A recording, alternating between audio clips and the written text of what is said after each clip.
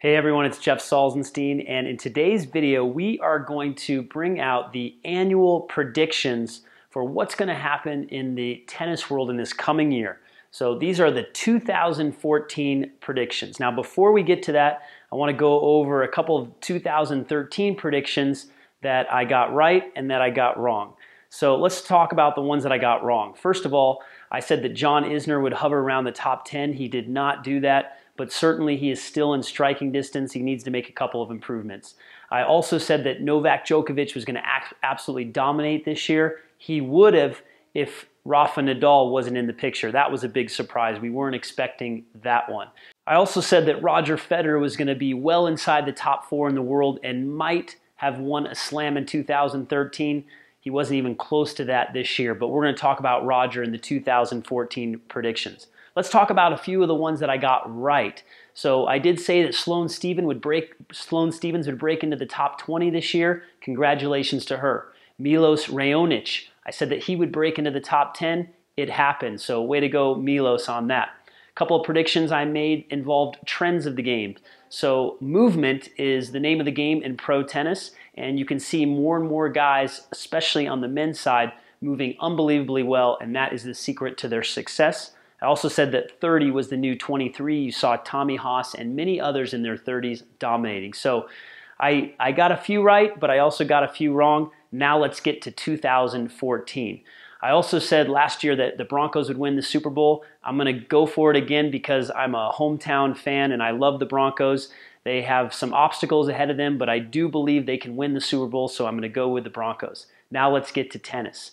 2014, let's start with some trends. Number one, if you have a great support team, and if you look at Djokovic and Nadal, they're perfect examples, and even Ryne Williams. The players that have the best support teams around them that help them with their nutrition, their stretching, their mindset, their schedule, their girlfriends, their wives, whoever has the strongest support team generally is going to do the best. So very important for these players to surround themselves with a good support team. That's the trend we're seeing in pro tennis. Surround yourself with a great team.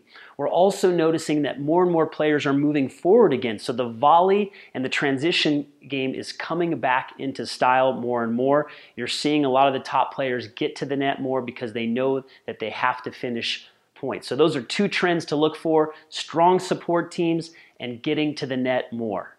Now let's talk about the young American guns, some of the young American players that could make a splash in 2014. Now last year, I felt like Jack Sock and Ryan Harrison could make a big move. Ryan Harrison did not. Jack Sock did break into the top 100, but I did think he could make an even stronger move to get into the top 50. We'll see if he can do it this year. But my young guns to look for this year are Tim Smycheck, who is already in the top 100 in the world, Denis Kudla, and Ryne Williams. These three guys are more workmanlike. They don't have the big weapons. They're very solid with their foundation, and I believe that one of those guys can make a move into the top 50 just because of their workmanlike approach to the game. And you do see players that don't have big weapons that have incredible movement breaking into the top 50. I think one of these guys can do it. And another player who is an American that I'm predicting will break the top 100 this year is my good friend James McGee. If you've seen a video we did a couple years ago, you'll know that he is a workhorse. He's been working so hard. He's just outside the top 200 right now, but he's had several top 100 wins, and I really believe he can make a real run at the top 100 in the world. I'm pulling for my friend James. I really believe he can do it. And next, I want to predict who the next new top 10 player in the world is going to be on the men's side. And there are a couple candidates. Kai Nishikori could break into the top 10. Benoit Paire from France is another candidate. And what about Jerzy Janowicz from Poland? I'm probably butchering all of these guys' names, but that's not my strength, is memorizing how to pronounce them. I think they could all be in the top 10, but my pick is Baby Federer, and I'm sure he wants to shade that, he wants to get rid of that nickname. It's Grigor Dimitrov, who has a beautiful game and has really made a nice little jump this past year. I believe he is our new top 10 player this coming year. He can break through and make that move. Now, what about coaches? Who are the best coaches in the world right now in the pro game? I'm going to go with none other than Patrick Mouratoglou, who has worked with Serena Williams the past year. He has essentially completely turned her career around, if that's possible. She was already a dominating force, but as soon as she lost at the first round of the French Open in 2012, she went on an absolute tear the past year and a half. And 2014, as long as they stay together, well, even if they don't, as coach and player, he has proven that he is one of the best coaches in the world. Look for him to continue to make a difference on the pro scene. And what about Magnus Norman? Former Swedish player, top 5 in the world, finals of the French Open. This guy is an absolute beast as a coach. He's touched a number of players in the past year, including Stan Wawrinka, who he helped break into the top 10 and get to the ATP World Finals this year. Those are my 2 top coaches that I'm acknowledging in 2014. Now, let's move next to the women's game. In the women's game, I'm going to go with Serena Williams. I'm not going out on a limb this year. She's going to dominate provided that she stays healthy. She could win 2 to 3 Grand Slams this year. I predict that she is going for history. She wants to win the most Grand Slams of all time. She's got some work to do to beat Steffi Graf, but Serena Williams is the clear-cut #1 to dominate the women's game. What about the men's game?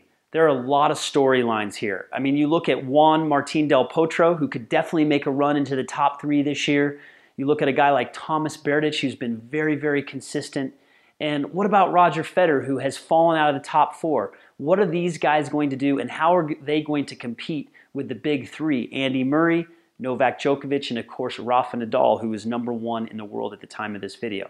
Let's see what I think here. First of all, Roger Federer, if he does some things differently this year, if he focuses his game in a different direction, focuses on the right things, some of the things that he needs to shore up, his running forehand, a little bit with the low volley, and handling break points better, among other things, he could get back into the top 4, maybe even to 3 in the world, because we don't know how Andy Murray is going to react to his back surgery. But I really believe that Roger Federer can have a better year in 2014, possibly win a Grand Slam. I know that might sound crazy to a lot of you out there, but I still think he might have another Wimbledon in him. And all you need to have happen is a couple of the big guns lose early. As long as he's not one of those big guns that loses, he could have a chance to win 1 Grand Slam this year. So when we look at some of the other guys, I really think Del Potro and Berdych and Wawrinka, they're still in the 2nd tier. So we really need to look at the big 3. Andy Murray had a great year winning Wimbledon. I don't think he is going to be able to compete with the likes of Rafa Nadal and Novak Djokovic in 2014, provided both guys stay healthy. I really believe it's a two-man race for history, for supremacy in the men's game, and I really think that the adjustments that Djokovic made at the end of 2013 are going to continue in 2014. He's my guy to dominate the next couple of years. I really believe he has the best chance of staying injury-free and focused enough on all surfaces. So don't be surprised if he gets that career Grand Slam by winning the French Open this year. It's going to be tough because it's tough to knock off that guy Rafa Nadal on the clay. But I really think that Novak Djokovic will finish the year #1, provided that he stays healthy. All right, and since the Australian Open is just around the corner, who am I going to pick to win it? Again, I'm not really going out on a limb here. Serena Williams to win the Australian Open, Novak Djokovic to win the Australian Open on the men's side. Sure, Nadal can take that title, and he's not defending any points, so even if he gets to the quarters, the semis, or the finals, he's the clear-cut #1 for probably the first 6 months of the year. We're going to have to see how he does at the French Open, but that will be the time of the year when we might see Novak start to make a push if he can win a French Open. But getting back to the Australian Open, I'm going with Novak and Serena. I really believe they are the best players in the world. They've proven it, they've shown it, and with this off-season, they're both going to be training hard, and they're going to be ready to go. So hopefully you enjoyed my predictions. I'm sure if I'm wrong on a number of them, you're going to let me have it. But if I get a few right, make sure you let me know that you agreed or disagreed with some of my picks. So anyway, I enjoyed doing this video. We're going to continue to do these predictions every year because I think it's fun. And feel free to write some comments below to tell me what your predictions are for 2014. Thanks for your time and listening to this video, and I really enjoyed making it for you.